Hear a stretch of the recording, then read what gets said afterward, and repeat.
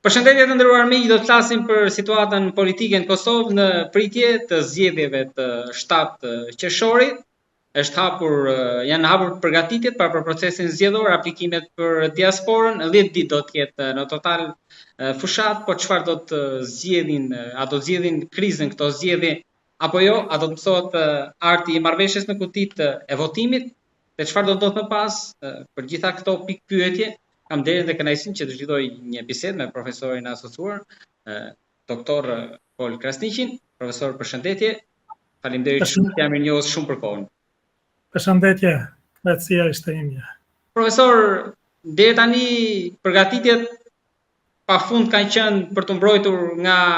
armiku i jashtëm, por ashtu sikur e shkruani dhe ju, armiku i brendshëm që ka edhe më rrezikshëm.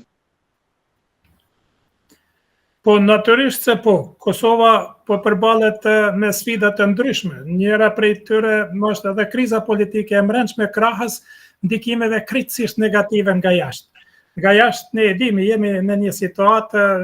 të komplikuar geostrategjike dhe geopolitike. Ne kemi një raport të tensionuar të marrëdhënieve me Serbinë, e cila në vazhdimsi përpiqet të kontestojë shtetësinë e Kosovës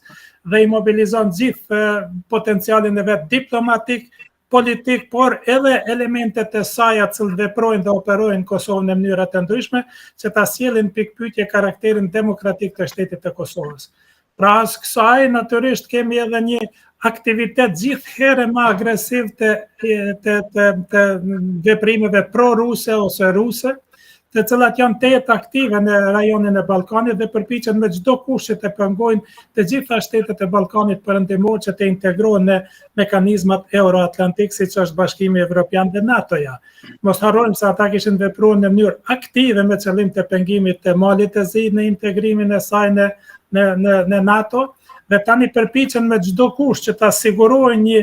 territor ku do ta ruajnë influencën e tyre historike dhe tradicionale, dhe natyrisht ai territor në aspektin e pakontestuar nga aspekti i influencës ruse është Serbia, dhe krahas saj Serbia po përpiqet që përmes lidhjeve të vjetra historike dhe elementeve të caktuara sidomos nacionale dhe fetare, që të përpiqet të frenoj këto shtete në drejtim të integrimeve euroatlantike. Përposh kësaj, ne natyrisht kemi edhe një problem të pazgjidhur, faktikisht ne kemi të zgjidhur, mirë po në vazhdimsi po sjellet në dialog çështja e veriut të Kosovës ose raportet të Kosovës me Serbi. Faktikisht to janë të zgjidhura nga aspekti i gjitha standardeve të Bashkimit Evropian. Mirë po Serbia përmes mekanizmave të saj mbështet sidomos të Rusisë dhe Kinës dhe aleatëve tjerë, po ndikon në Këshillin e Sigurimit dhe në mekanizma tjerë diplomatik evropian,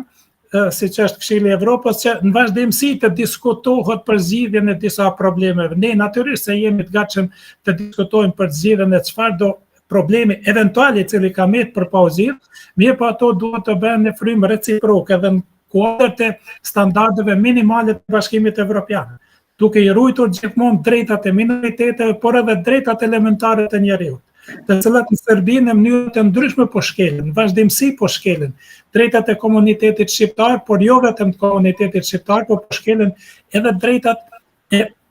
opozitës serbe, të cilat janë gjithherë më të zëshëm në drejtim të orientimit, në drejtim të shkputjes së influencës ruse dhe orientimit të Serbisë drejt Bashkimit Evropian. Pra, profesor, po thoni që alternativa në Serbi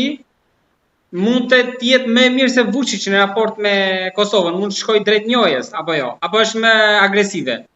Shikoni, ne këtu duhet të kemi të qartë disa çështje. Tani në kuadër të atyre protestave të cilat janë organizuar dhe lëvizjeve opozitare në Serbi,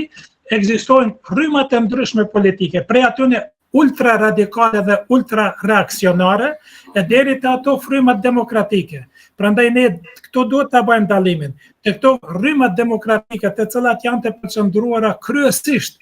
të disa shtresa intelektuale, dhe disa shtresa të mirëfillte intelektuale dhe opozitare, ato janë për respektimin e drejtave të njerëzit, janë për një raport ndërshtetëror me Kosovën, janë për njohjen e shtetësisë së Kosovës dhe tejkalimin një herë për gjithmonë të asaj çka ka qenë kontestuese dhe problematike mes Kosovës dhe Serbisë. Mirë, po natyrisht aty ka edhe elemente tjera që kërkojnë marshimin ushtarak në Kosovë,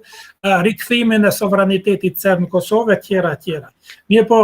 ta themi qartë, rrymat e tilla agresive, përderisa është në pushtet kjo qeveri e Vučićit e cila i injekson në forma të ndryshme këto rryma reaksionare, ajo do të metet në fuqi dhe do të metet edhe do të prezanton rrezik për stabilitetin e Ballkanit. Mirë, po ne besoj se me ramjen e Vučićit nga skena politike serbe, natyrisht se do të reduktohen këto aktivitete dhe këto rryma, do të zbehen dhe do të mbijetoj edhe atje si ku do tjetër në Evropë, rrymat demokratike, të cilat kërkojnë paqe, mirëkuptim, bashkëpunim dhe zhvillim të gjithënshëm, ekonomik, social, kulturor, natyrisht në rajonet përbashkëta gjeografike. Por më shumë sfida është e vetë shqiptarëve në Kosovë për ta kapërcyer këtë moment dhe për të vendosur shtetin mbi gjithçka, jo partinë mbi shtetin, sikur duket se ka ndodhur edhe në 2 vitet e fundit në këtë krizë të zgjatur, që disa mendojnë që